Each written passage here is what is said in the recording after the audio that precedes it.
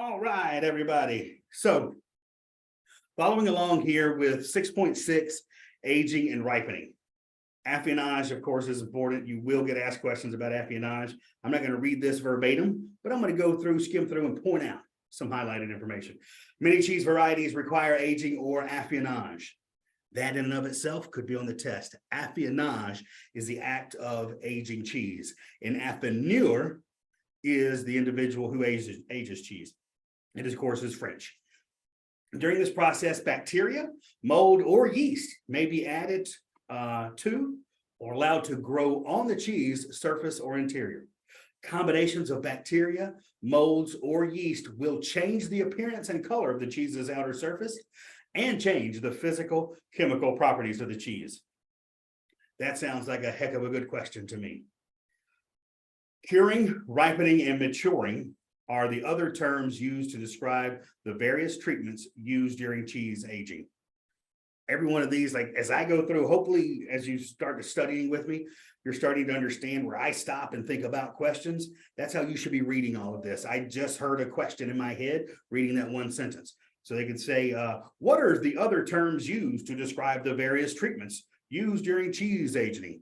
A, curing, ripening, and maturing. B, curing, aging, and aging. I'm sorry, I'm trying to think off the top of my head, but you see what I mean. That in and of itself could be a question. The treatments may include, but are not limited to rubbing, brushing, spraying, wrapping in cloth or leaves or bark, and regular turning. Again, that's a whole other question. The development of a cheese rind is influenced by temperature, humidity, and airflow in the aging or maturing room, along with the cheese composition itself. I would say just go ahead and highlight all of this. This is pertinent information here, guys. Let's see. As a cheese matures, conditions may become favorable for growth of pathogenic microorganisms. Cheesemakers must take care to prevent introducing pathogens during this process. Intrinsic characteristics of the cheese, such as the pH, salt, moisture, and microbial diversity, will impact the ability of pathogens to grow. So what would impact the ability of pathogens to grow? The intrinsic characteristics, such as the pH, salt, moisture, and microbial diversity. All right, cheesemakers may also modify the microbial ecology on the rind as it is less susceptible to contamination. Cheesemakers can introduce competitive flora as well as control temperature, humidity, airflow in the aging chamber and cheese composition. The control of these factors will directly influence the safety of the cheese. So one thing, when I'm going through and I'm highlighting and looking at this in my mind, again, all of this is great information to know. I'm seeing several questions just with these couple of paragraphs, but especially if it has to do with safety, something that, you know, we at the American Cheese Society and we just cheesemongers in general, we want to make sure that we're serving a food that could ultimately get somebody sick if we treat it wrong. And we want to prevent that at every step. So the way this test is built is to help everybody speak with that same voice and understand the important factors of the cheese industry that affects everybody in the industry. Again, whether you're a monger, maker, distributor, salesperson, whatever you do, you need to know that. So I'm just highlighting that. So if you see food safety, the safety of the cheese, definitely highlight that and memorize that, because that's more than likely going to be on your exam. As the surface molds grow, they will increase the pH of the cheese toward a neutral value. This higher pH value will allow any pathogens that may be present to grow more readily. Sources of pathogens include, but aren't limited to, human hair, dust, soil, human or animal feces, clothing, air handling systems, water, and equipment such as brushes and shelves. That would be a long, let me get everybody admitted here. That would be a long question, but those are still good things to know because they could pull some of these things. They don't have to use every bit of the information that they laid out. They can pick and choose what they want to put on there. Excluding pathogens from the environment is the most effective way to prevent contamination. That sounds like a good true false to me. All righty, let's keep rocking and rolling. Temperature influences the mold growth on the surface of the cheese as well as enzymatic reactions occurring in the interior of the cheese. Temperatures between 46 and 64 degrees Fahrenheit, and you see the Celsius next to it. It'll always look like that. You do not have to calculate Celsius to Fahrenheit. Don't worry about it. That should be maintained for hard cheese maturation. Make a note of that. Depending on the cheese variety, innocuous molds, those that typically do not produce mycotoxins, will grow in this range. Some toxin-producing molds, such as Aspergillus flavus, may grow in this temperature range, but are less likely to outcompete the desirable varieties. Probably don't need to worry about that one quite so much, but remember these temperature range and what they're flowing to.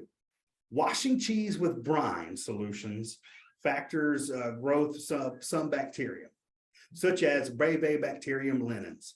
We want that. No Bravibacterium linens. That is a desirable bacteria that we want on wash rind, soft ripened wash rind cheeses.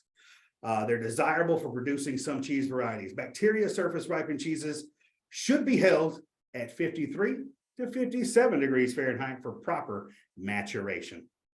That's just a good little fact to know. Are they going to get that specific? I don't know. They throw out 15 to 20 questions a year and bring in new ones. These temperatures are only general recommendations. So if they're going for general recommendations, probably, generalities aren't testable, right? The brines and bacterial preparation need to be handled carefully to prevent contaminating the solution to promote the growth of desired yeast and bacteria used for soft ripening wash rind cheese. So let's keep going. The enzymes. All right, so the organisms modify the pH on hard rind and release on the hard rind and release enzymes. These enzymes work inwardly, breaking down proteins, fats, and carbohydrates to produce desirable aroma flavor compounds. Question could be, what enzymes need to be broken down, or the enzymes break down what to produce desirable aroma flavor compounds? Well, they break down the proteins, the fats, and carbohydrates. Those are what's broken down for good flavor compounds. Aging characteristics. To get the desired characteristics of the cheese, the aging environment must be conducive to particular cheese. All right. Let's see here. That's just a generic information. We're going to keep going. Environmental considerations. Okay, soft cheeses, such as bloomy rind and smear ripened varieties, are high in moisture, having short ripening times and attain high pH values during ripening. They are especially vulnerable to pathogens because they're low acidity. That's probably good. Pathogens, if it's I'd want to put that on the test and get people to know that because of the high moisture content and low acidity, they're more vulnerable to pathogens. Brie and Camembert style cheeses are aged this way. They both start out with low pH, high acidity, and quickly increase to high pH and low acidity due to the actions of yeast and mold. Most commonly used molds to produce bloomy white rind cheeses. All right, these are great. Penicillium candidum. That's and Penicillium camberte. Both of those are bloomy rind. So any Bries, double crims, triple crims, a lot of those are going to have on there. And then or yeast mold hybrid, Geotrichum candidum. So Geotrichum candidum, those are the rinds that are wrinkly like a brain. If you've ever seen those cheeses like Vermont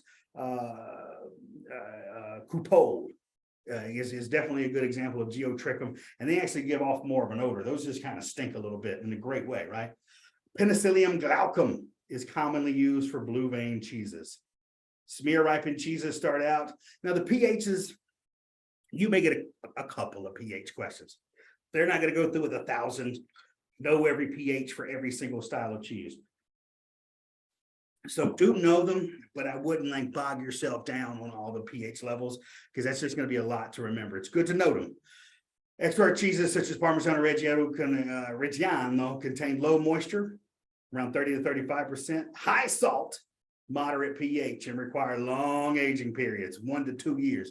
And they carry a much lower risk of contamination due to the high cooking temperature, which eliminates most pathogenic bacteria. That's good to know. Bacteria surface growth. Alpine cheeses contain low salt, generally less than 1%, as well as acid levels above 5.1, which supports growth of Brevibacterium linens and other desired cuneiform bacteria, a reddish growth on the surface of the cheese. All right, these are aerobic bacteria found on cheeses like Gruyere. Eye development. I remember on my test, I had like one eye development question. Again, and that was back in 18. Alpine style cheeses typically have a managed low or delayed acid development, resulting in a sweet cheese. This type of cheese supports growth of Propionic bacterium. I don't know that one, fruity oranchi. I don't think that's going to be on your test, which results in flavor compounds and eye formation. I'm sorry, I couldn't pronounce that. I wish I could. Temperature of aging will influence the size of the eyes. Boom. That is what I would want to remember about eye formation, is that temperature of aging will influence the size of the eyes. That's good to know, because that could be like a true false. For example, cooler temperatures produce smaller eyes, such as in Beau 4, whereas warmer temperatures produce larger eyes, like in Emmental. Excellent. That's good to know. The warm room for development, you don't have to remember that so much, but to do remember that temperature eye formation. That's a good one. Aging on wooden boards. That's important to us. The ACS had to go to bat against the FDA to make sure that, because they outlawed it for a hot minute. I don't know if y'all know that, but several years ago, the FDA was like, no more wooden boards. And we're like, hold on, we got to do this. So I would say at least one question would probably come up about this. The Food and Drug Administration, the FDA, current regulations state that utensils and other surfaces that contact food must be adequately cleanable. What the hell does that mean? And properly maintained. Of course, right? While high-density polyurethane or stainless steel racks are often used, many artisan cheesemakers feel that wooden shelves favor cheese rind development and improve organoleptic qualities of aged cheese, thanks to the formation of a protective biofilm on the wood surface and the ability of the wood to aid with moisture control in the cheese. At this time, the FDA has agreed to continue to study the safety of wooden boards. Cheesemakers are required to use materials that are well maintained and kept. That's it. But I would say that if there were a question built in that paragraph, I would be looking for improve the organoleptic qualities of aged cheeses thanks to the formation of a protective biofilm on the wood surface and the ability, so biofilm on the wood surface and the ability of the wood to aid with moisture control. I think that's the most important part. Traditional methods of cleaning. You need to know how to clean some things. Yeah, we got to know how to clean the wooden cheese ripening boards by washing and soaking them in tap temperature water and vigorously brushing them has been found to minimize the risk of contamination of pathogenic microorganisms while allowing useful microflora to be preserved. An example of how to clean wooden boards is summarized below. So yeah, I would probably know this. Yeah, that's the ticket. I would definitely know this section. The boards are pressure washed and scrubbed with 140 degrees Fahrenheit chlorinated alkaline solution in potable water. The boards are rinsed in the same temperature, potable, which means drinkable, of course. The boards are then sanitized with either a chlorine or hydrogen peroxide solution, which stays on the boards. And then the boards are thoroughly dried in an area with ample space between the boards to ensure airflow. The boards are stored in a clean room until their next use. Kindling drying of the boards can aid in controlling organism growth. Okay, there we go. So that covers that. Again, if I'm not reading it, you still need to read over it. I just want to make sure I'm saving time so I can cover more information. Mites. I think I had 2 questions about mites on my exam. They're there. They're definitely in the cheese world. You need to know about them. Cheese mites are small insects that are just visible to the naked eye. Despite their size, their affinity for cheese and ability to bore holes on the surface of a rind can be a costly, expensive for cheese plants that are infested with the pest. Mites have been a concern for many years. All righty. All cheese factories and curing rooms should be protected against the entry of flies, mites, and other insects. We know that. When they attack, cheese mites will first be detected as a brown powder on the surface of the cheese and the small cracks or breaks in the paraffin. Paraffin, know that word. That is going to be like a little wax seal, paraffin. I did that before I went to my wedding. I guess he got pampered, and I remember putting my hands in paraffin wax, like little thin breathable wax. In time, cheese mites will burrow into the cheese, leaving behind the characteristic accumulation of brown powder, which consists of dead mites, gross, living mites, and cheese debris and excretia. Poop. This brown powder has characteristic sharp, pungent odor. I've been around that. It's not pleasant. There are no legal ramifications set forth for cheese mites, however. The FDA suggests some more than 6 mites per square inch of cheese surface is a basis for regulatory action. The typical half-pound wedge has 3 or 4 square inches, therefore on the rind. I don't remember much about that. Let's go here. Safety and health problems.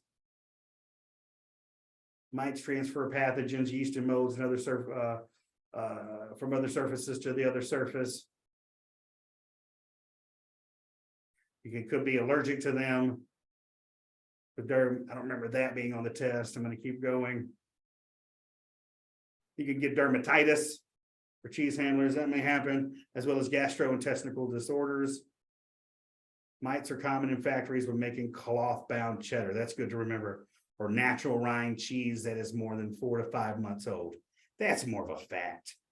That's more what I want for right there. Cheese mites find their way into cheese room by attaching to people's clothing, floating on an air current or through outside materials. Undoubtedly, many cheese rooms have small number of mites, even though they are not numerous enough to cause any visible damage to the cheese. All righty.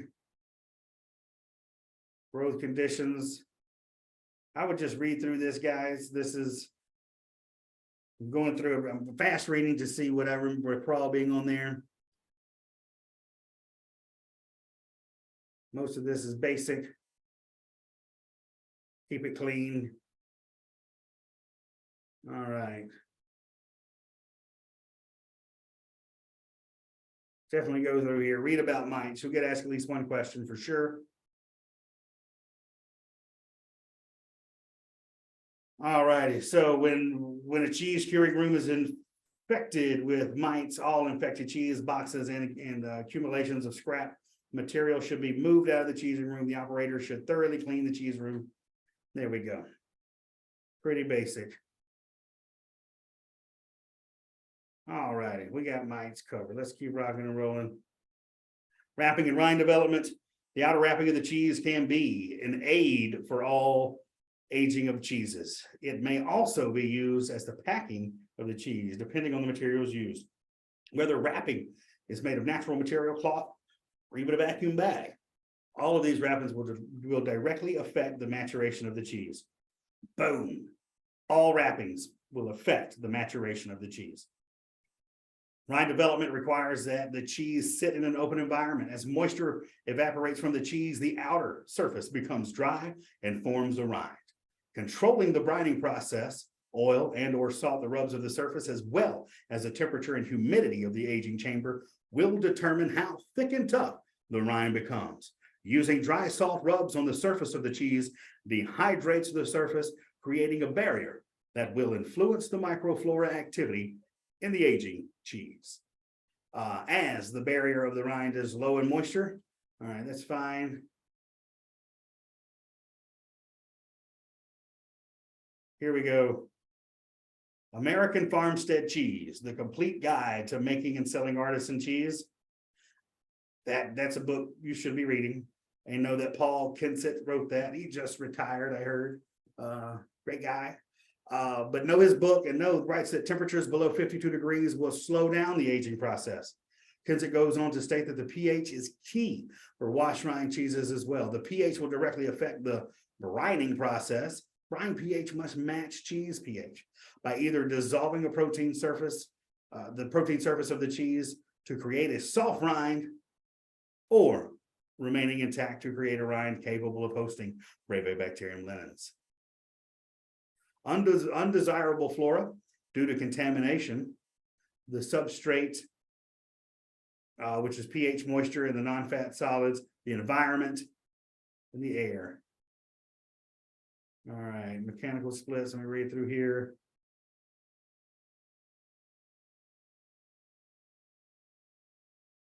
Calcium phosphate. I'm gonna highlight that just so you can make a note. Oop. To look up calcium phosphate. We do know what that word is for sure. Keep reading through here on your own. Bandaging. Bandaging really is the most often used with cheddar because it results in a drier, flakier cheese body. That's probably something good to remember. A more robust flavor is developed due to concentration via dehydration and activating alternate bacterial enzymes that require a drier cheese body. The flavor is also strongly enhanced by the bandage wrap because the molds, and in some instances the mites, on the outside of the cheese metabolize the fat on the bandage rather than the cheese itself. The entire wheel of the cheese is covered with a muslin material. Remember that? And it is then smeared with a fat of choice, most commonly bacon fat or lard. Bandage wrapping will discourage rind cracking in the lower moisture cheese compared to allowing a cheese surface direct with air contact. That's a great paragraph to know. All righty, the other one, this is good. Probably not getting asked about that, but do read it. All right. Brushes, we got a brush here, so in about a month, mold growth begins on the outside of the bandage wrap. The cheese should be gently brushed to distribute the mold. A soft bristled synthetic brush, which can be sterilized, is recommended. Brushing will not eliminate mold growth, but it slows it down and spreads it evenly. It will also aid in the control of the cheese mites. When brushing the bandage, brush away from the cheese. Do not brush in a circular motion to avoid digging channels into the cheese. All righty. And we're going to keep going. Cheese wax. You're not going to probably get asked about every one of these, but several of these you could get asked about. Cheese is waxed to create a mold barrier, to reduce the rate of moisture loss, and to make the cheese more attractive and easier to handle. That's a question right there. That sounds like a question to me. Paraffin wax was originally used as a coating on young cheese.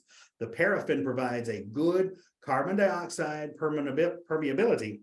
A flexible wax coating overlay on a paraffin wax is used for young and long hold cheese. This type of wax gives the lowest water transmission. So that's what they use, okay? And I think, it may be good to know these temperatures, but I don't think you necessarily know the exact temperatures for paraffin waxing, but know what paraffin wax is. Vacuum packaging. I know too, though, that when you put something in wax, you don't want it to lose moisture. You don't want it to lose moisture. It's not really going to age and develop. So you want to keep it like it is. That's why I like red wax Gouda. It's mild and easy peasy, right? It doesn't develop. All righty. Vacuum packing. Cheese vacuum packaged in barrier films will not develop surface characteristics. Its surface will remain the same as when it is packaged. Very important to remember. That's pretty much what I said with the wax. Wax, we'll let it breathe maybe a little bit. Vacuum packing, there's no change in your cheese. It's exactly like when cheesemakers make it, they're like, I want you to stay exactly like you are. They don't want them to grow like a bandaged cheddar because it can breathe, right? When those cheeses breathe, they lose a little bit of moisture, they shrink just a little bit, and just like cooking down a sauce or something, that cheese becomes more intense in flavor. You're developing flavor with those. Vacuum packing, you're not. If the film is not tight to the cheese surface, mold could grow on that surface of the cheese inside that package due to the remaining oxygen from the poor vacuum or broken seal. You guys have probably all seen that, know what we're talking about. Since most films do not allow for vapor transmission, vacuum packed cheeses must start drier. And that's I've tested a lot of different cheeses as far as vacuum packing, and natural rind cheeses and high moisture cheeses do not respond well to vacuum packs, especially on the rind. To be precise, the cheese must have a finished, fully legal composition when it enters a vacuum barrier film. Any excess whey moisture left in the cheese at that time of the packing must be excluded from the cheese. We all know that. Cheesemakers should not use inexpensive polyurethane bags for packing meat. Nope. Okay. This is good to know. Vacuum packing creates an anaerobic environment, providing an environment for anaerobic pathogens such as Clostridium botulinum is an environmental pathogen generated associated with plant materials. Any herbs and spices that are used, if not properly treated, may carry this organism. Clostridium contamination is an infrequent problem in cheese making. However, in brine and salted cheeses, it may be present from the silage and fermented seeds. Okay, that's good to know. Here we go. Ash ripening. This is fun. Ash ripening cheeses are so beautiful. Vegetable ash is a traditional product used for ripening cheese. Vegetable ash. That's what you need to remember, folks. Cheesemakers should remember that ash must be used and appropriately labeled as an aging processing agent and not as a food additive. Ash decreases the acidity on the surface of the cheese and allows the desired white molds to develop earlier in the aging process. That is good to know.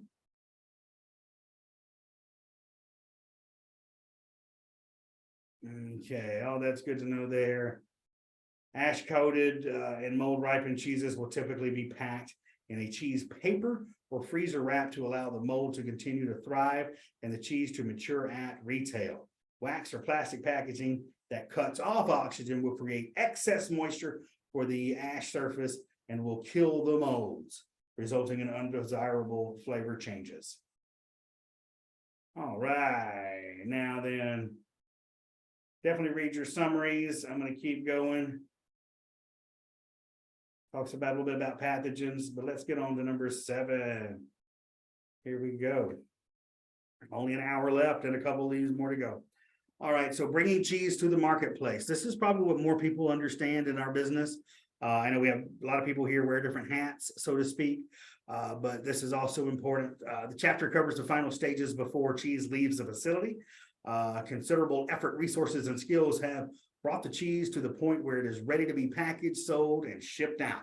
And while the cheese making process may be complete, correct implementation of these last steps make sure that the cheese will reach its final destination and the best possible condition. Hey, Nathan. Yes.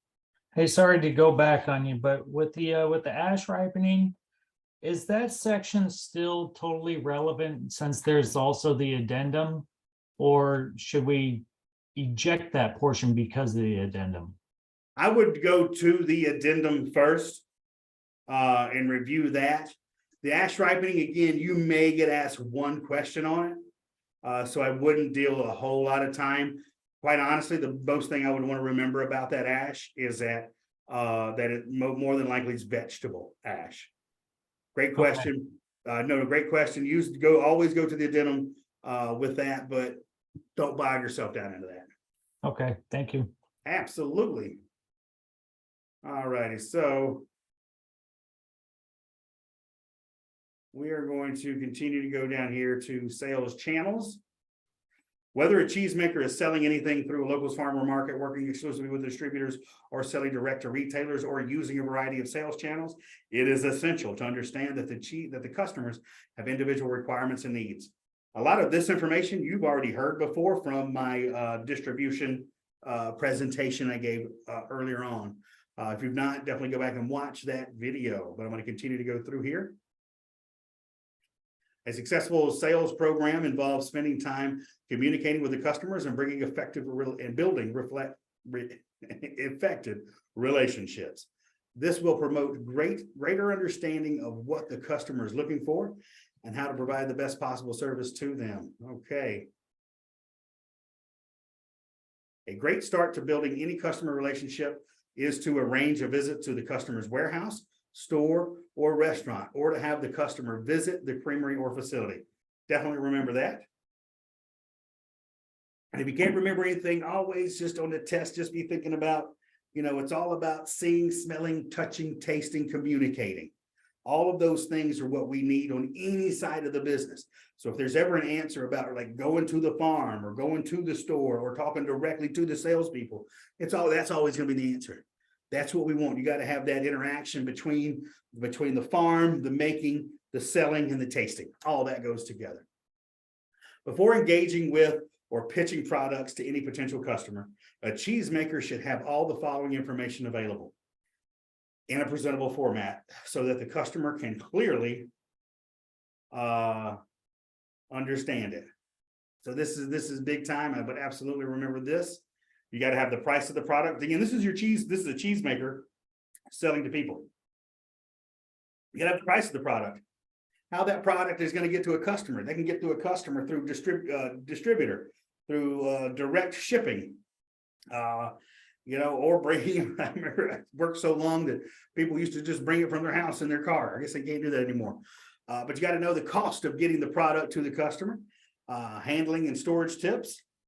Because if you make something, you want to make sure you share. You got to know, if I make a cheese and there's a specific way to take care of it, I want to communicate that to anybody that's going to take care of my cheese. That's my baby. I'm going to tell you how to take care of my baby. The shelf life, milk source, the farm location, details of the cheese making operation, and details of the maturation operation. All calculations should include cost of materials and labor, as well as cost of maturation, utility costs, and overhead such as insurance, etc. Many customers, and especially those with a tight margin, such as distributors or wholesalers, will negotiate hard for more advantageous price. It is imperative that the cheesemaker can set boundaries with confidence and clearly understand what price is needed to make that sale worthwhile. Distributors and wholesalers.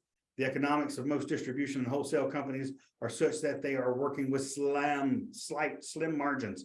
Therefore, to keep overheads at a minimum and to maximize profit, they usually rely on selling a high volume. That's us. I work for a distributor.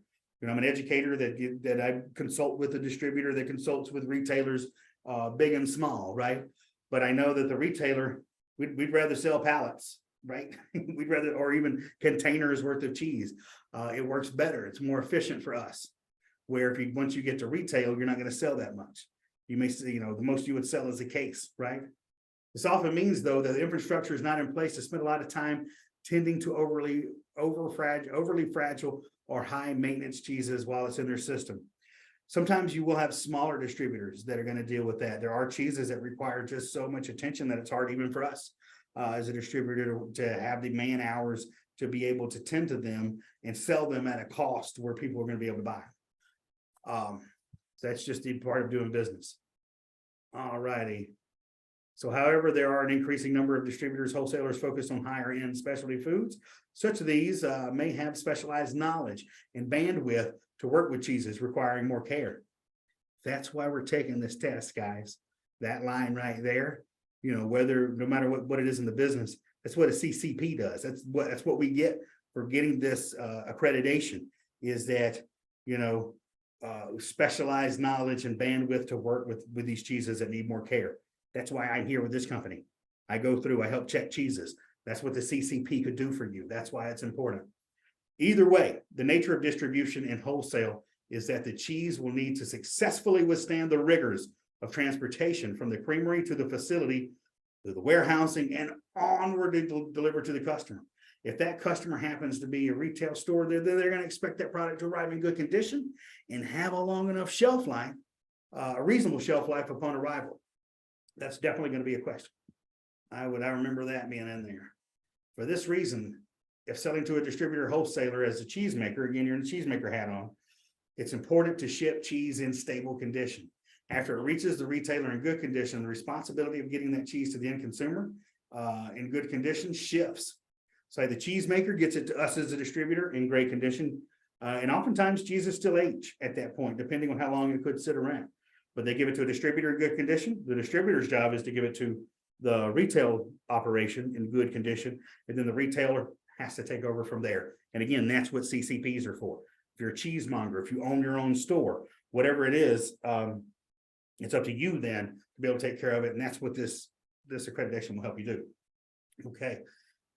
An increasing number of leading right into it. Oh my God, I'm a heck of a preacher, right? the success with the product becomes a cheesemaker's success. An increasing number of individuals working for retailers and distributors are becoming ACS certified cheese professionals. If a business has an ACS CCP on staff, it can be taken as a positive indicator, as these professionals will greatly appreciate and understand the unique qualities and handling requirements for specific cheeses. If there's a paragraph that talks, the ACS CCP talks about itself, you know it's going to be on the test. This is on the test. Key consideration: cheesemakers should be aware that the wholesaler or the distributor may ask that cheese be prepared in a particular way. For instance, a bandage wrapped cheddar may need to have those bandages removed. You may have to take them off prior to shipping. Any additional cost incurred in that be incorporated into the pricing of the cheese. Any extra work you do as a cheesemaker, you raise the price. That's the whole point about it. If a wholesaler or distributor is likely to expect a free sampling allowance, cheesemakers should prepare for this and build sampling allowance into the budget. So yeah, you get a free sampling allowance, but I'm going to charge you for it the whole way through. That's what you have to do. It's a business. If a cheese is seasonal or available only during certain times of the year, the cheesemaker should make sure that they know about it. And that should happen at every level, every stage. All right, affineurs. Affineurs are those who age cheese. Remember that. Typically, cheesemakers producing cheese requiring maturation will have their own maturing caves where the cheese, where they control and monitor the maturation of their cheeses, making the decision as to when to release each cheese for sale.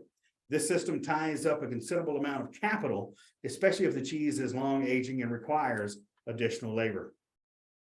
Recent years, however, another option has become available and is growing in popularity in the United States. An increasing number of specialized cheese businesses are being created that focus exclusively on the maturation of cheese. A specialist cheese maturer, often works closely with several different cheese makers, bringing in cheeses in their own facility to age them. Anybody know who does this? Jasper Hill does this. There's a place in New York City that does this, a set of caves. So this is something that can happen. There are advantages and disadvantages of this type of agreement. Know the advantages: frees the cheesemakers up from the labor and expense of maturing, selling, and shipping their own cheeses. Because sometimes cheesemakers can make great cheeses, but it doesn't mean they're the best salespeople.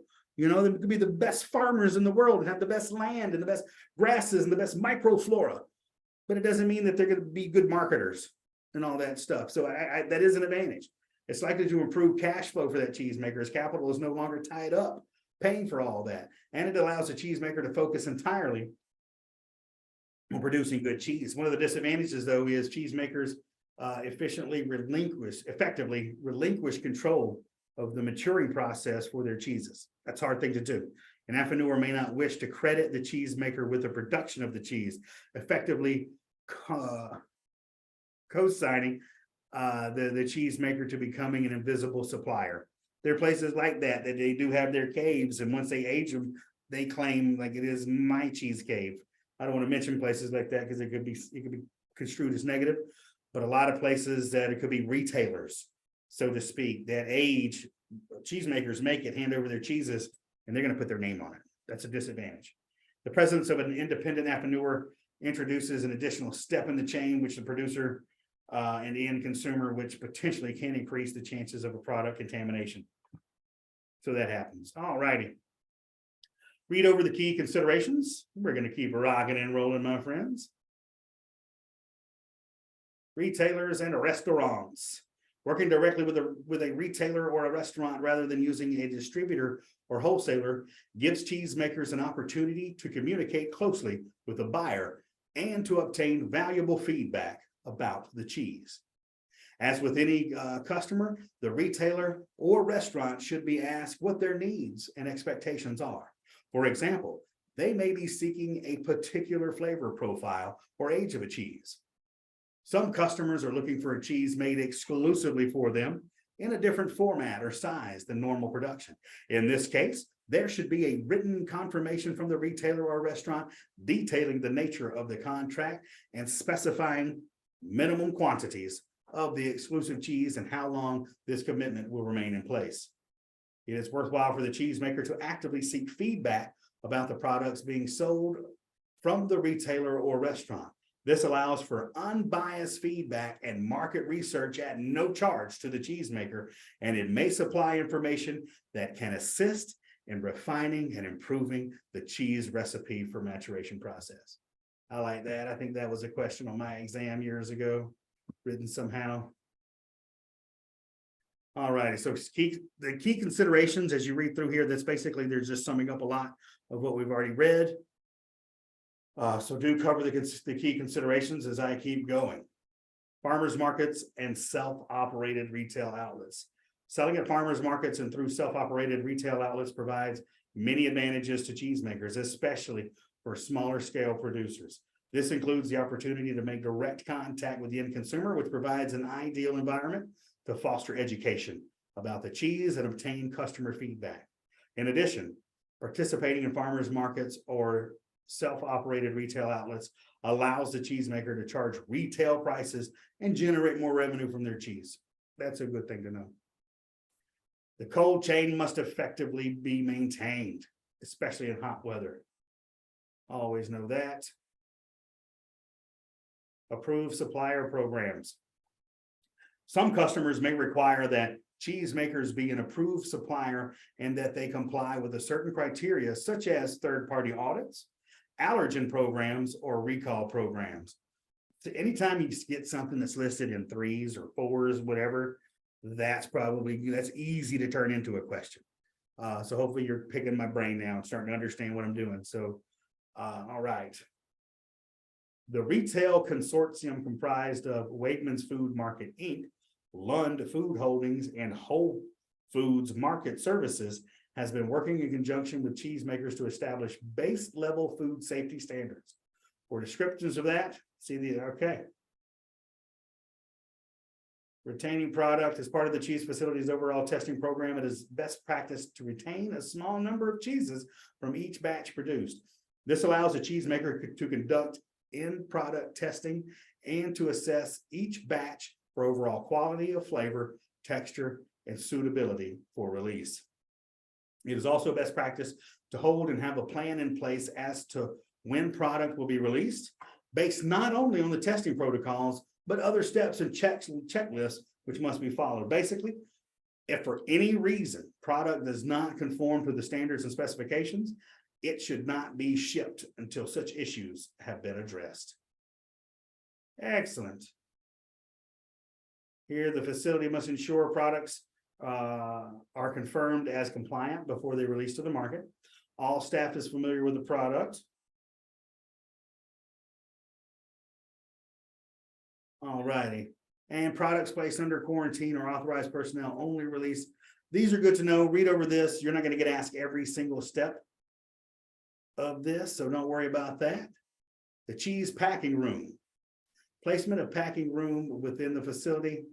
In terms of optimal layout for a creamery, the flow of product should always be forward.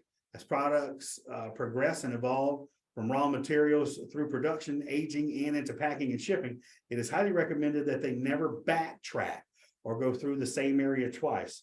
Finished or packaged goods not to be removed. So I don't know if you've ever been on a tour. I've seen a lot of warehouses in my day with all varying different foods, but it does start out that way. You've got an ingredient room.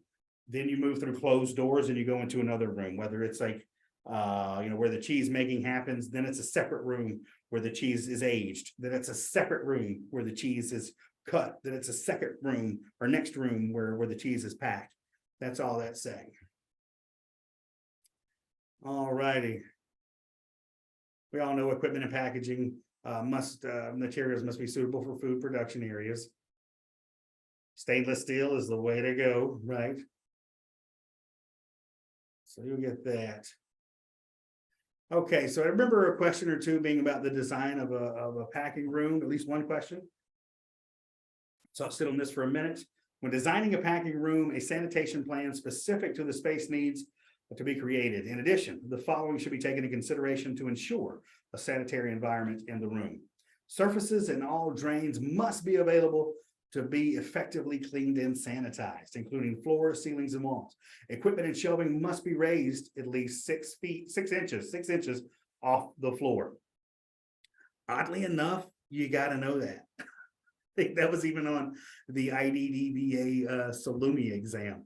But 6 inches off the floor. A dedicated hand washing sink and foot baths, foaming or liquid, for workers. A 3-part sink or similar system that allows equipment to be effectively washed, rinsed, and sanitized. Lighting in the room should incorporate safety glass, positive air pressure, and dedicated table with a hood extractor fan above it. All those are good to know. All righty, packing should be between 36 and 41 degrees. That's basically where we want to keep the temperature of cheese anyway, which is great. Operation in the packing room. It's important to minimize the handling of different products at the same time, particularly when it comes to raw and pasteurized products. That makes sense. Keep them together. Workers should use special precautions when handling products where microbial growth is present, such as on the rinds or wheels of the cheese. Excellent. Read through this. I mean, it's all pertinent information, but I'm not seeing a lot of questions on the test out of here. Equipment in the packing room. All righty. Y'all read through this. It's on you to make sure you read every bit of this. But I'm skipping through. I don't see the highlighted things I've been looking for. Knives, manual cutters. That's what I'm looking for here. To safely and effectively cut and pack cheese, it is necessary to have a selection of cheese knives, a countertop cheese cutter, cheese wires, and cutting boards. To avoid potential cross-contamination, these items should be specific to packing room and identified as such. The key objective when selecting tools to ensure that they can be effectively cleaned and sanitized. Knives should have strong handles securely affixed to the blade. Stainless steel blades are preferable to carbon steel as they don't rust. Plastic handles are generally more resilient than wood against the rigors of cleaning agents and high temperature sanitation procedures. All righty. Read through knives. Let's see here. This tells you really what the type of style of cheese being cut will dictate the type of cutting equipment that is needed to complete a task safely and efficiently. Soft, small format cheeses will likely require small or medium-sized knives to cut them. A countertop cutter with a wire can also work well since the cutting action of a wire results in minimal drag through the paste of the cheese. For aged hard cheeses, it is useful to have a large double-handled knife available. This can either be of the straight blade variety of the traditional Dutch-style Gouda knife with slightly curved blade, specifically designed to cut the cheese using a seesaw or rocking motion. Drawing a knife through a cheese for cutting can also spread spores along the cut line and into the interior of the cheese. Every cut may introduce a contaminant. Cutting cheese with a moldy surface draws the mold across the paste of the cheese. I tell cheesemongers this all the time to keep it clean. The same is true for any pathogens that may be on the outer surface of the cheese. It is imperative to clean and sanitize knives between cutting different batches. That is a question. To clean and sanitize between each different batches to reduce the risk of spreading unwanted microbes. Cut cheese in an environment dedicated to this work. Wires and countertop cutters. Double-handled cheese wires measure 36 inches across and are very effective in cutting large wheels of cheese like Comté or Gruyere. Cutting aged cheese or hard wheels is much easier if cheese is at room temperature first. Remember that. And it should be noted that while the main advantage of a wire is to reduce drag through the paste of the cheese, the actual wire does not have a sharp edge or blade.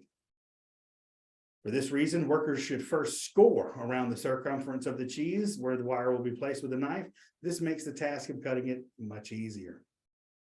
Countertop cheese cutters typically have a 24-inch wire that is threaded around a wheel tensioned with springs. This means that after each cut, the wire returns back to its original positions.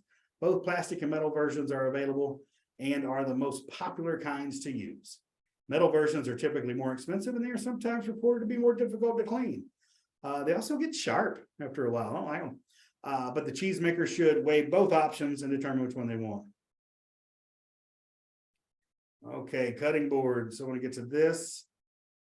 But also make sure, talking about sanitizing, cutting boards are an essential part of any cutting station. Boards should be cleaned and sanitized regularly. It is recommended that boards are cleaned and sanitized when switching between cheeses, as well as different batches of cheese. Boards should always be in good conditions. If a board is showing excess sign of wear or tear, then you got to be able to replace it. All right, and two, what is not on this, but as far as cutting boards, I remember being asked, how do you clean a cutting board? So, you've got to, wash, rinse, sanitize, air dry. Always, I think a lot of people miss the air dry aspect when cleaning boards. I remember getting asked a question about that on my exam. I don't know if it's still there or not, but know how to clean a board. Equipment for shredding and grading. I'm gonna breeze through that. Do read it. I don't recall myself being asked about that, but the main thing is keeping it clean, sanitized. So do go back there, read that yourself. Vacuum packing machines.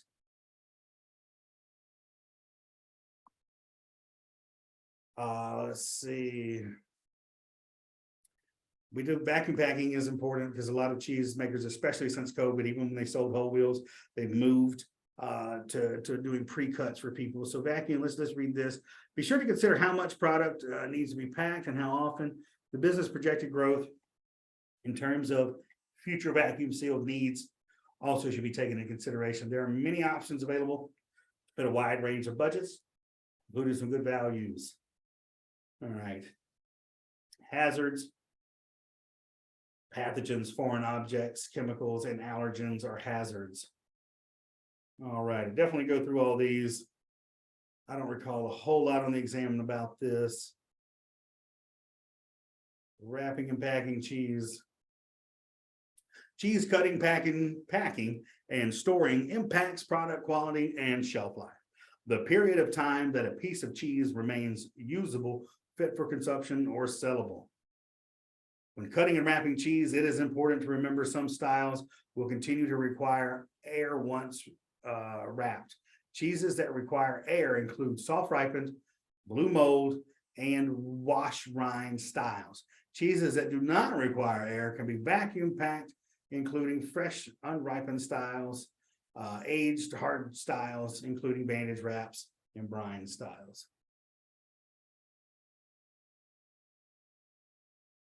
Prior to shipping, the cheese should be wrapped to protect it from potential contaminants.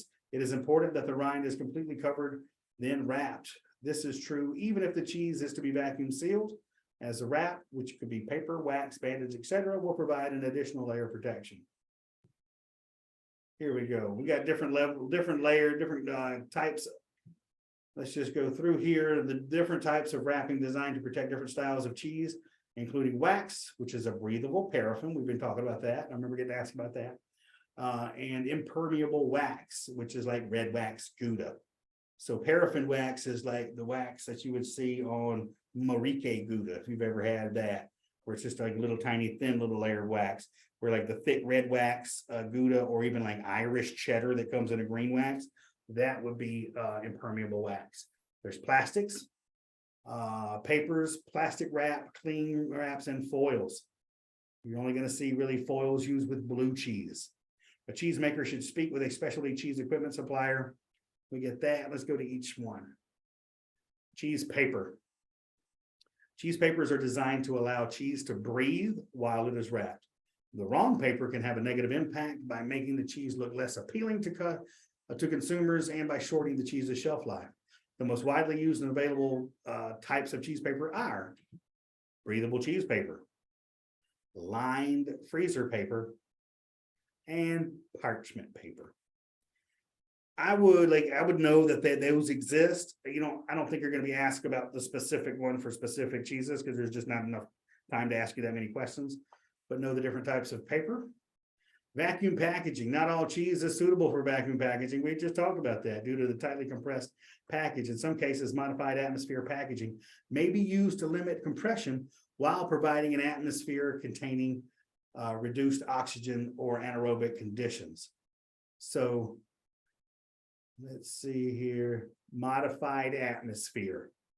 I saw a lot of that. If you're ever familiar with cheeses like Valençay or Selchoucher that come from France, I personally were able to get those shipped in young, because I used to work with a place that had an aging facility, and they couldn't vacuum seal it because these are fresh goat cheeses basically with ash on the outside of it, so it just crush them.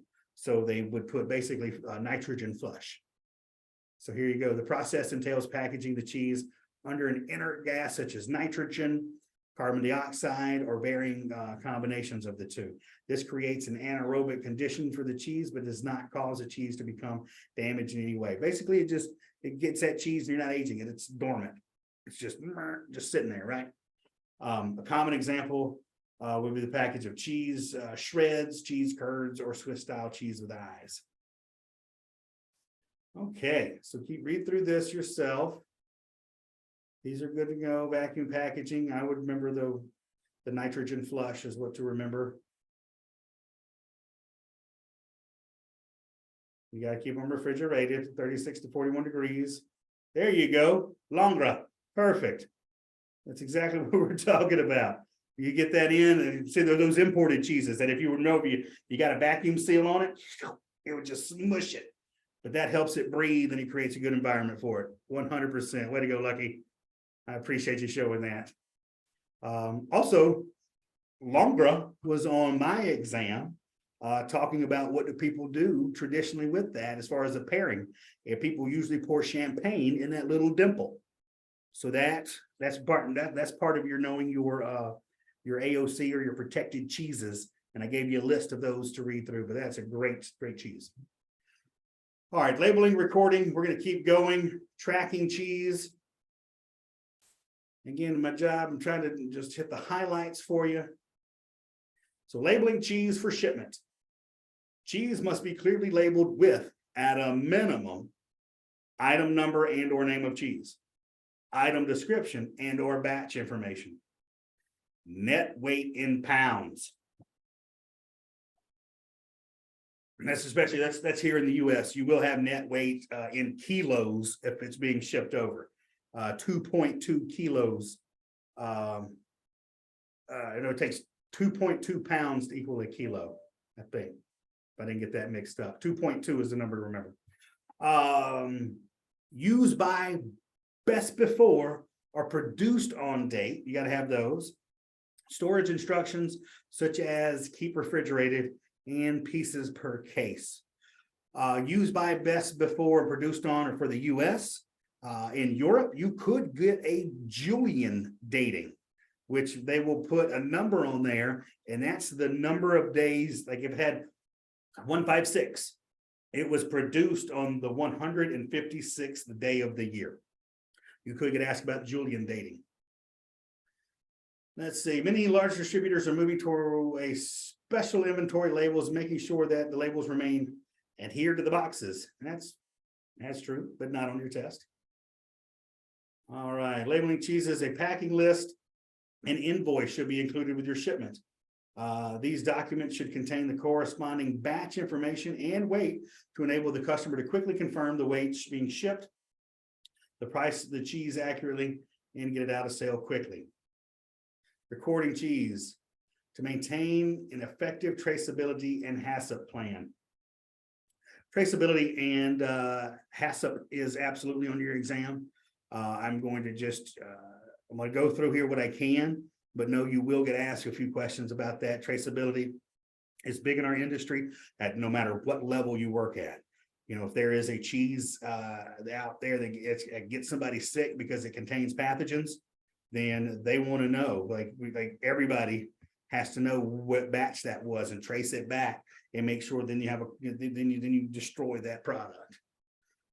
Okay, establish an effective plan and write it down. In the eyes of the regulators, if it's not written down, it doesn't exist. My pop used to tell me that if you wanted to do something, you don't write it down, you don't really want to do it. Information must be recorded regularly. Consistent recording is of paramount importance. Record. Documentation should provide the ability to track, or trace not only the product, but also the ingredients that have been used and the inner and outer packaging of the product. So note too that this is part of the huge workload that goes on by producers. You know, yeah, they got to make something delicious, but then they got to figure out how to pack it, pay people to pack it, figure out how to ship it, make sure everything's traceable. So any of the flavored cheeses. So if you've got fenugreek Gouda, then you got to be able to, trace that fenugreek seed, that spice, all the way back to where you got it. It gets really detailed.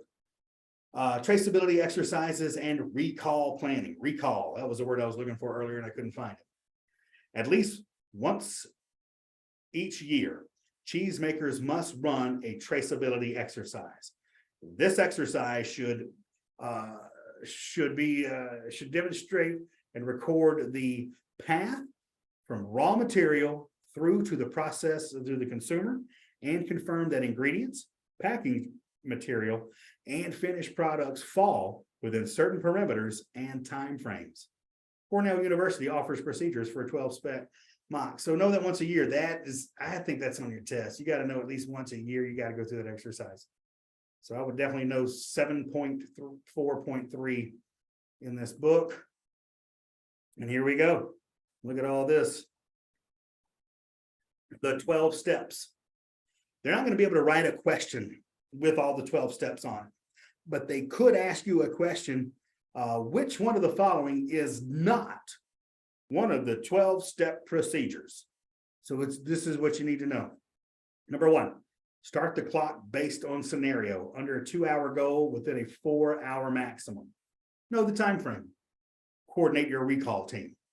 Identify a record keeper. Locate trace procedure forms. Identify production date. Collect production documents for each ingredient, which could include certificate of authenticity and batch sheets. Identify how much product was manufactured from the start of the run to the end of the run. How much of that product was lost to waste. Where product samples retained. Check critical control point. You got to know about critical control points on the test. Verification logs. Identify where all product was shipped, taking any sales samples into account. Goal is 100% recovery of the product. Discuss overall effectiveness of drill and frequency rate. Document all steps in mock recall log and maintain records. Non-conformance identified during the exercise must be investigated by the facility and require corrective action completed, with a follow-up test completed to ensure that corrective actions are effective. There you go. So you got to do all that.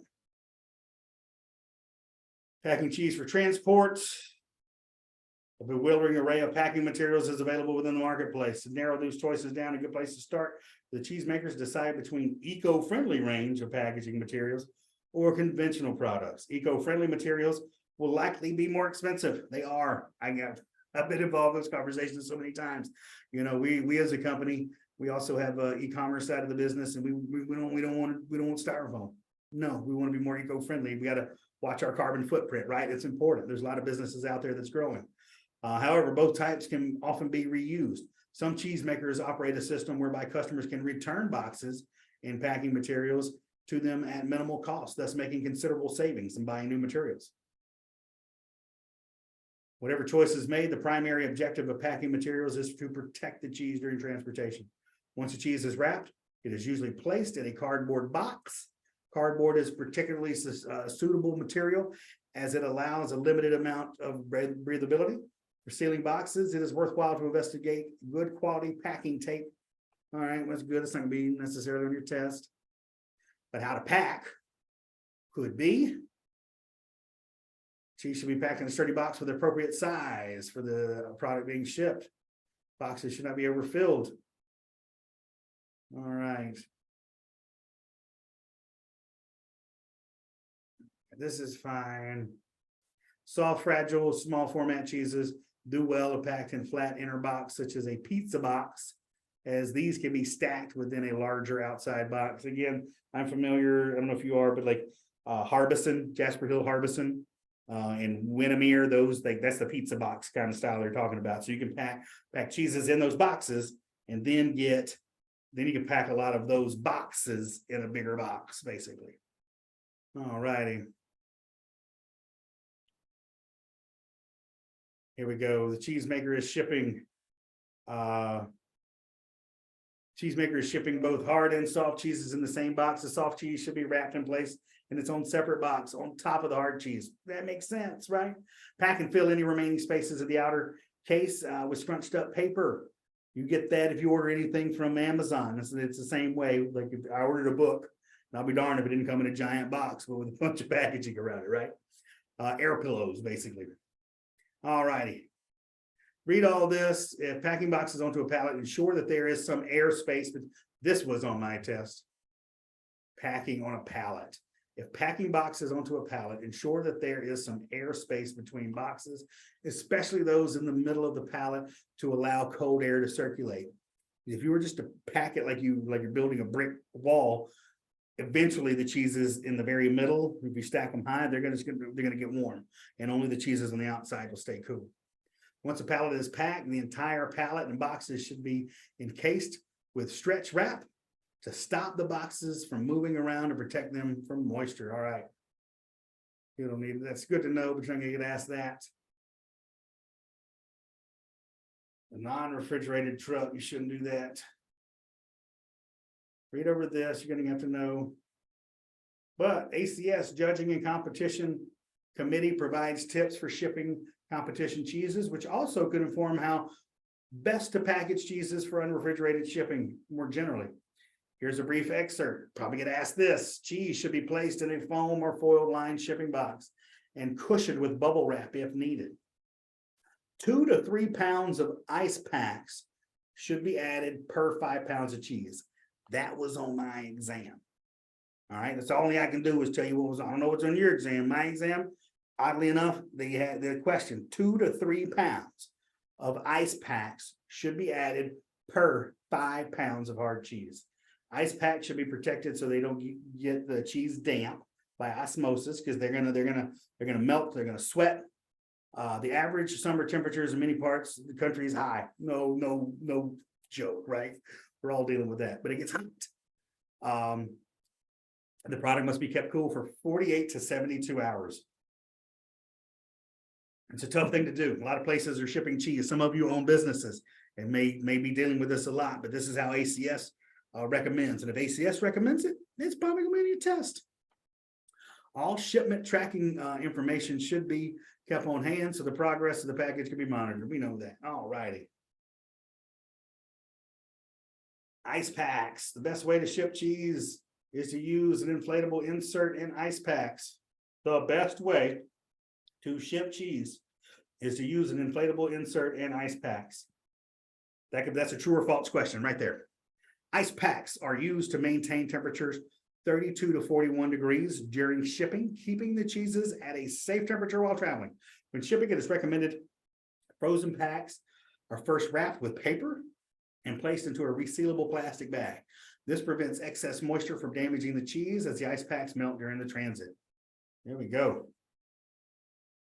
So know that. Transporting cheese. Transporting cheese may be as simple as the cheesemaker moving product in a personal vehicle, or is involved as shipping via large commercial trucks. For the safety of the quality of the cheese, it is essential that the cold chain be maintained while the cheese is in transit.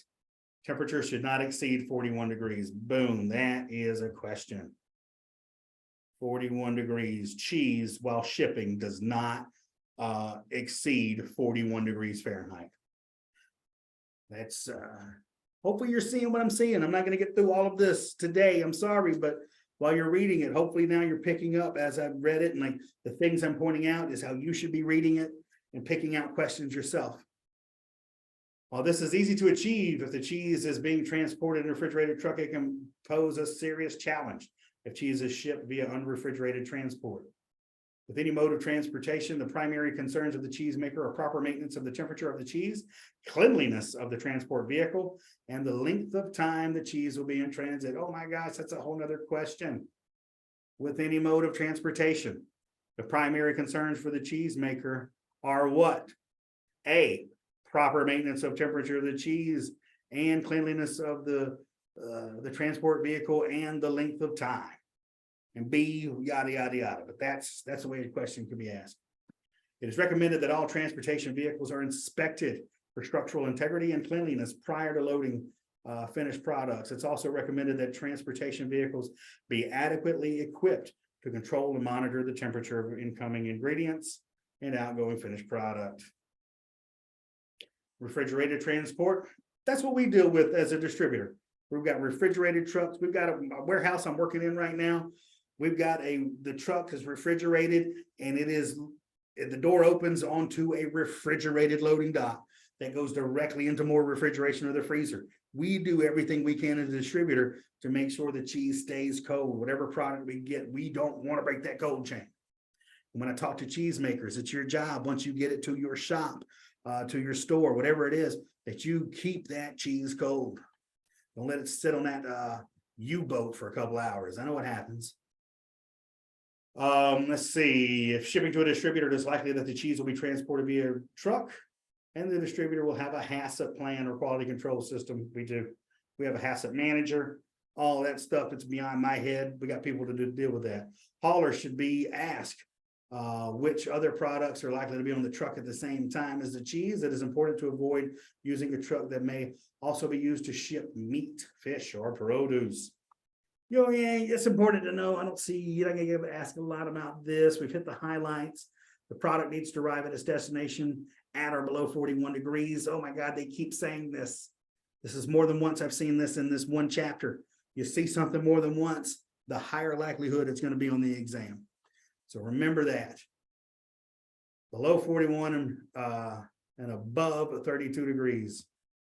That's what we want. Data loggers are small devices used to record temperature data over time or in relation to specific locations. Various types of data loggers are available, ranging from those that are chemical-based to complex electronic devices. And that's okay. You can ask for one if you have issues with either if you're selling cheese or if you're at a retailer, whatever. I worked for a place where we kept getting mozzarella in that would go bad quick, and we wanted to know where in the heck did it break the cold chain. And you can get these little electronic loggers. You can ask the cheesemaker to do it, and it'll help you find out because it is timed. All righty. Read over that. The electronic tags, you'll need to know that. Palletized shipments, most palletized shipments are transported via refrigerated truck. That said, a cheesemaker should not rely on the truck's refrigeration system to cool down the cheese at its ambient temperature. It's always best to prepare a palletized order a day ahead and place a finished pallet in the walk-in cooler. You're gonna if you want it cold while you ship it, gotta be cold while you pack it. Plain and simple. Non-refrigerated transport. We pretty much covered this. It's important to know how exactly temperature sensitive a product is. Yeah, if you make mozzarella and you're going to ship it in a non-refrigerated truck, you're going to, no, it's not going to be that great. Read through that. I don't remember a lot about this on my specific test, but definitely still read it. Working with non-refrigerated shipping services. Many non-refrigerated shipping services can be found online. Setting up an account with a transport service is as easy as an essential step. They can give a cheesemaker. So FedEx, UPS, that's what we're talking about here. Shipping costs can easily be determined by going online. It's more important to know how to pack cheese. You're not going to get asked a lot about that. Okay. I did remember one question about farmers market. Cheesemakers who deliver product to customers in their own vehicles, whether transporting to a farmer's market or delivering to a retail or restaurant, must ensure that the vehicle used in such transport adhere to the same standards of cleanliness, sanitation, and temperature control. Does not exceed 41 degrees. Oh my God, I saw it again. See what I mean? You're gonna get asked that. That 41 degrees, nothing goes above that. 41 degrees, remember that. Okay. Temperature of the cheese, we got it. Okay. You guys read through that. That way we can get on to chapter 8. Got a few minutes left with you. I know this is a long session. Let's keep going. Current good manufacturing practices and hazard analysis, risk-based preventative controls. Chapter 8 is important. You're going to get a couple of questions, at least 5 to maybe 8 questions just from this chapter. September 2015 ushered in a new era in food safety regulation when the U.S. Food and Drug Administration, under the authority of the Food Safety Modernization Act, finalized the preventative controls for human food production. These preventative controls cover 5 key areas. That's a mouthful. Oh my God, a lot of acronyms in that. But the 5 key areas to remember here: process controls, food allergen controls, sanitation controls, supply chain controls, recall plan. Those are things to remember. And that they could ask you a question of that by giving 5 things. Maybe one of them's wrong, but know these 5. The preventative controls are part of a mandatory hazard analysis and risk-based preventative controls HARPC program. The HARPC program starts with a hazard evaluation of each potential food safety hazard in a facility or process. Risk is a function of the probability that the hazard creates an adverse health effect and the severity of that effect. For example, although listeriosis may be relatively rare, the severity of the illness is a high mortality rate, ranks listeria as a high-risk pathogen. So that means you're not likely to get it, but if you get it, you're gonna die. So it's a high risk here. Compliance dates for preventative control rules vary by size of business as defined by the ruling. And I know this gets bogged down, but y'all read over this. I'm not going to have enough time to read every single bit of this to you today to cover it, but this is absolutely 100% on your exam. This is very important to every single aspect of the business, okay? Small businesses, a business with fewer than 500 full-time equivalent employees, so they must have complied. Very small businesses, which include average of less than $1 million a year in both annual or product held without for sale for a 3-year period, are subject modified requirements, must comply. So everybody's got to be complied by now. That's what I'm reading out of here. If you're not complied, you're not in business.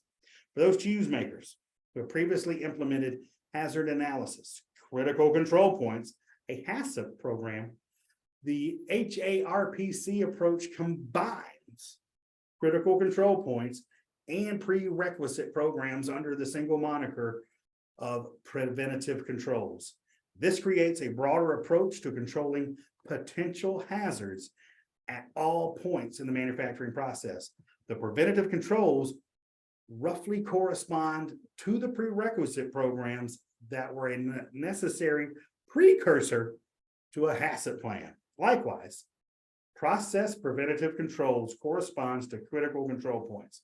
The biggest impact of the ramped up regulation is that cheesemakers will be expected to have a wider range of written procedures and documentations. It ain't all sunshine and roses making cheese. This is a lot going on. The current good manufacturing practices, GMPs, now only include requirements instead of both requirements and recommendations, as in the previous version. Of note is a requirement that each individual receive training in food hygiene and food safety as appropriate to the food and the facility and the individual's assigned duties. This can bog you down. There's a lot going on here. Expanding emphasis beyond just critical control points increases recognition that many food production steps work to reduce risk and enhance food safety. That's out of all the stuff that's going on here. Critical control points increase recognitions that many food production steps work to reduce risk and enhance food safety. Oh, get out of here. Reduce risk, enhance food safety. This new approach potentially gives cheesemakers more flexibility in developing food safety measures so long as they can demonstrate that their system of controls is effective. Hazard analysis critical control points can continue to be part of the food safety plan, but the HACCP plan must be supplemented with other preventative controls not applied at CCPs. Woo! Like prerequisite programs, preventative controls should be documented and regularly audited. An audit review consists of verifying that the company's implements, monitors, and controls each part of their food safety plan. You're going to get a lot of this, so read through this. I remember spending a lot of time for some reason studying very small business. Read through here. I just want to touch one very small business, a business, like I said, averaging less than $1 million adjusted for inflation per year during a 3-year period preceding the applicable calendar year.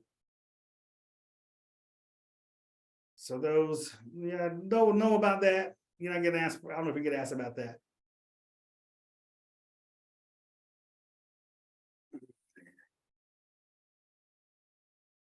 We keep going. Qualified facility must submit 2 attestations. An attestation that that they satisfy the definition of qualified facility. So do know, like, the number of here. Go through here and read this. I've got 5 more minutes with you. So I'm going to skip down a little bit. I'll do my best, guys, to have one more training through this if I can find it in my calendar. But right now, read through all this, know all of this area. 8 is so important. Several questions coming from here. Sorry to have to go so fast for you, but this is just so much information. But I would spend the most time just reading through this section. I've highlighted, it was easier for me to highlight, pull information out of the other chapters. 8 has just so much going on. Just spend some time reading that. Spend a whole day just focusing only on this. I'm trying to get to 9. That's a long chapter we.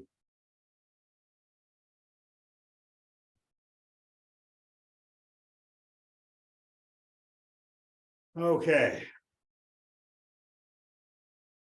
This talks a lot about recall programs as well. Get into that, crisis management, food safety plans, and it continues. So chapter 9 is more about food safety plans, new regulatory changes, no FSMA, no the FDA. This is still. This is going to have more to do with recalls. So get into this. All right. Product flow, hazard analysis. So it continues on. So 8 and 9 is an extenuation of each other. Get into that.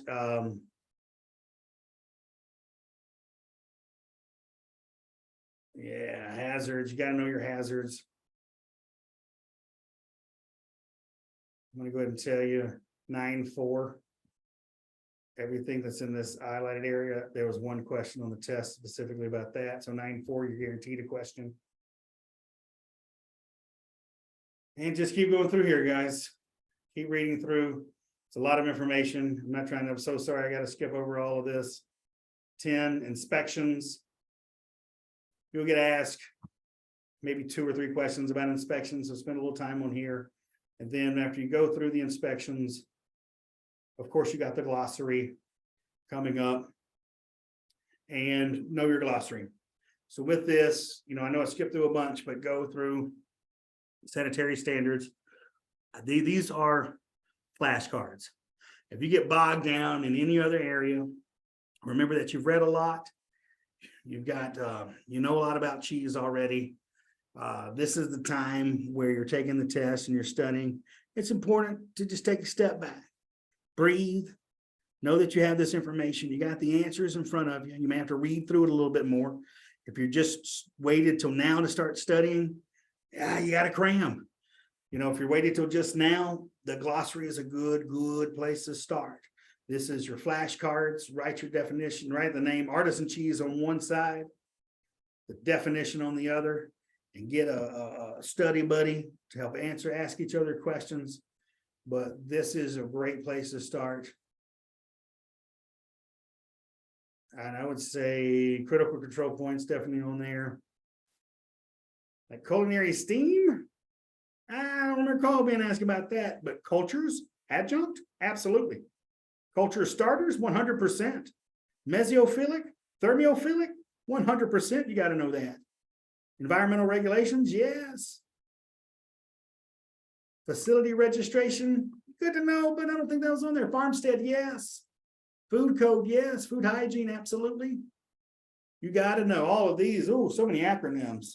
No, you will need to know. They're not going to, I don't know if they could ask you, you know, what the FDA oversees. So the federal agency that is responsible for overseeing most of the U.S. food supply, primary task. But you also going to need to know, because they may not say Food and Drug Administration. They may just use FDA in the question, if that makes sense. So definitely know all those acronyms, a hazard analysis, critical control point, absolutely. Labeling requirements. Lipolysis, you need to know that.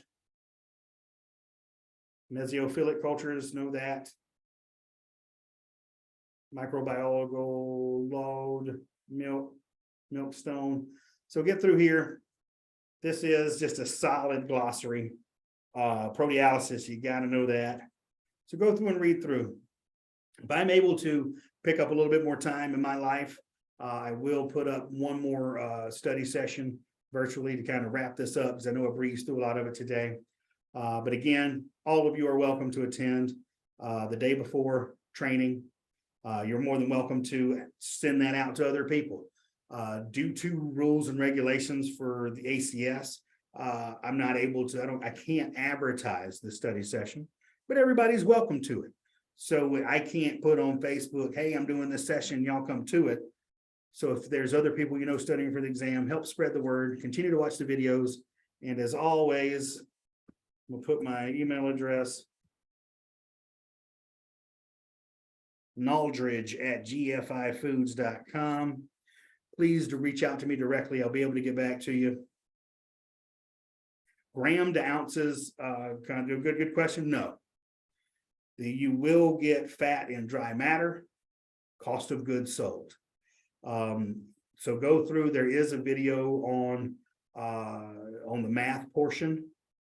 No, absolutely. Keep asking these questions. Some of it's just not really needed, but the math questions are really covered on the video by Zoe Brickley. She covers a lot of that, fat to dry matter and cost of goods. The tricky thing is what they'll do is they'll ask you different ways of figuring things out. So you could have a formula, but they could ask you what's the retail versus what's the cost. So they could make you change up, and you will get, I think, at least 6 to 8 math questions on the test. They said last year the math questions had gone up since I think 5 were on my test. They've gone up a little since then. Curious if there's a place to find all the math equations in one place. If you got the 800 level study guide, yes, they're in there. But the thing is, they can ask anything. They could have some listed, and they could add a math question. But ounces to pounds, kilos to pounds, all that stuff, not really in there. Or excuse me, grams to ounces, that's not really there. Hope that takes a little pressure off of you. Slow down, study. All of you are good enough, you're smart enough, and doggone it, I like you. But relax, keep studying, reach out to me with any more questions. Continue to watch those videos. I keep pressing them on you, but again, the milk, the affinage, the math, we've got a lot of great videos that aren't just me. And if there's other study groups, somebody else you want to review with, I welcome that too. I wish you all the best of luck. I will send out an invite to all the people who replied that you can make it to the day before study group, so you can have it in your calendar. Other than that, I wish you all well, and I hope you have a very, very wonderful day and keep studying. Good luck, everybody.